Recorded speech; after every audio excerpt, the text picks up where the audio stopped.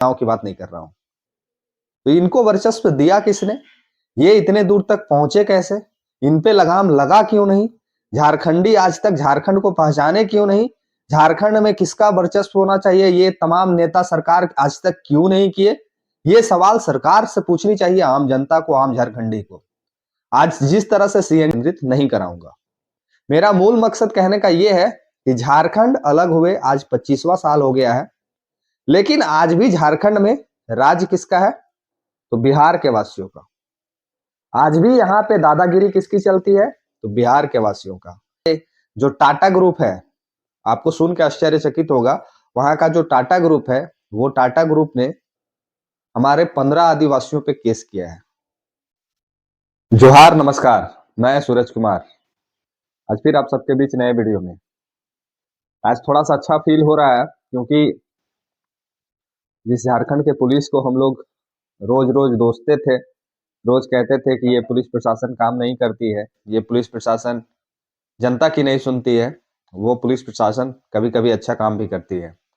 और कहीं ना कहीं ये चीज देखने को भी मिला। आपको याद होगा कि बाघमारा में घटे घटना को जिस तरह से लोगों ने अंजाम दिया, और जिस तरह से वहां के लोगों ने वो क्रिमिनल कारू यादव जी को संरक्षण देके भगाया, एसडीपीओ साहब को घायल किया, ये तमाम चीजें जब घट रही थी, तो एक बात समझ में लोग कह रहे थे, वहां के लोग, कि ये तार बिहार से जुड़ा हुआ है, इनको संरक्षण बिहार से मिलता है, और यहाँ के लोग भी इनको संरक्षण इसलिए देते हैं क्योंकि ये यहाँ पे बिहार के लोग को बसाए हैं। ऐसी सूचना वहां से आ रही थी। कहां से? जहां ये घटना घटी है। और हुआ भी वही। आखिर बिहार झारखंड में खेल क्यों खेल रहा है? आखिर बिहार के लोग झारखंड में इस तरह का खेल क्यों खेल रहे हैं? आखिर बिहार के लोग झारखंड में आके इस तरह का रवैया क्यों इख्तियार कर रहे हैं, और झारखंड के जो कुछ विधायक सांसद है, इनको संरक्षण क्यों दे रहे हैं? ये चिंतनीय विषय है, ये सोचने का विषय है। मैं बात कर रहा हूं कारू यादव की। वो जमुई से अरेस्ट होते हैं, बिहार पुलिस ने उनको जमुई से गिरफ्तार किया। जमुई बिहार का एक जिला है, वहां से उनको गिरफ्तार किया। और वो कहीं ना कहीं बिहार में इसलिए गए काहे कि उनको लग रहा था कि हम बिहार में सुरक्षित अपने आप को रख सकते हैं। क्यों? कि बहुत सारे साथियों ने बताया कि वो रहने वाला बिहार का ही है। ये मुद्दा सिर्फ कारू यादव का नहीं है दोस्तों, ये मुद्दा सिर्फ कारू यादव का नहीं है।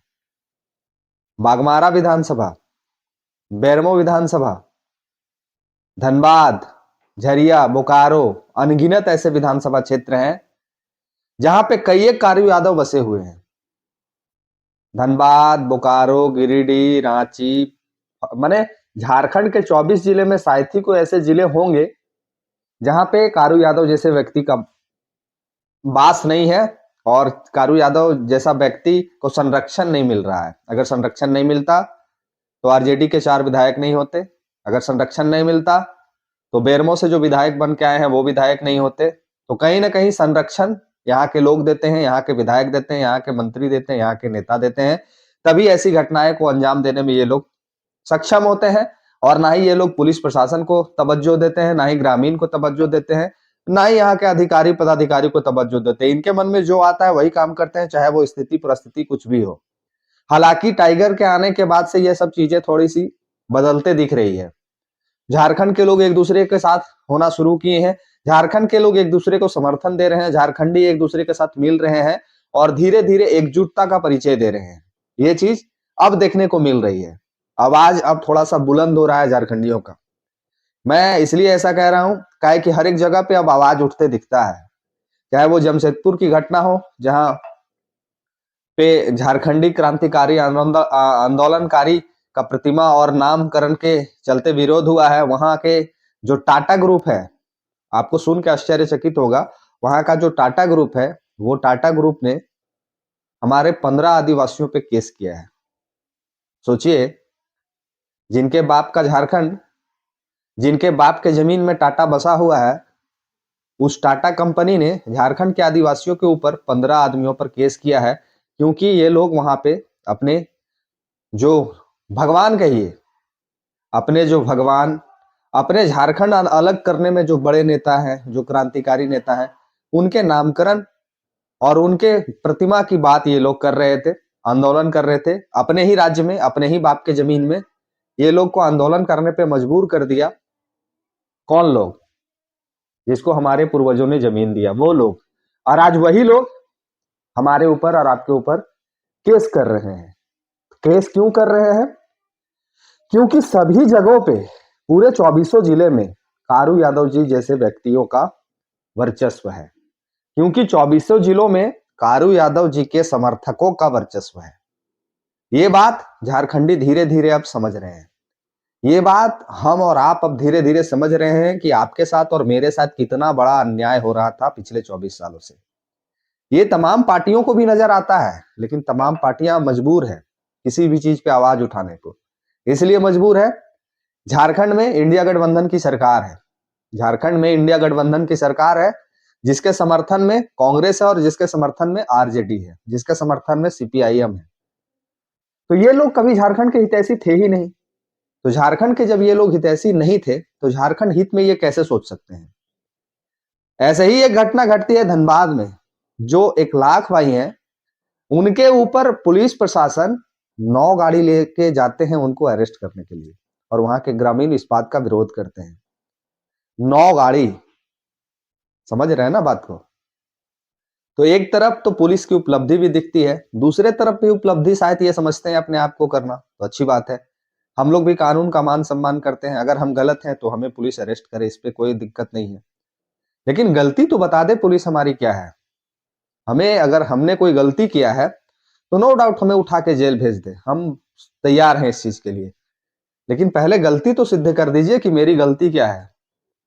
और कुछ न्यूज चैनल भी चला रहे थे कि अब जेल कैम के अनुसार पुलिस प्रशासन चलेगी, जेल कैम के अनुसार कानून व्यवस्था चलेगी, जेल कैम अब यहाँ की कानून व्यवस्था को चलाने में आगे आएगा। तो देखिए, आप सिद्ध कर दीजिए, वो खुद जाके अपने आप को आपके हवाले कर देंगे। लेकिन किसी भी चीज को बिना जांच बिना पड़ताल के बोलना ठीक नहीं है, इसीलिए मैं ज्यादा इस विषय पे आपका ध्यान केंद्रित नहीं कराऊंगा। मेरा मूल मकसद कहने का यह है कि झारखंड अलग हुए आज 25वां साल हो गया है, लेकिन आज भी झारखंड में राज्य किसका है?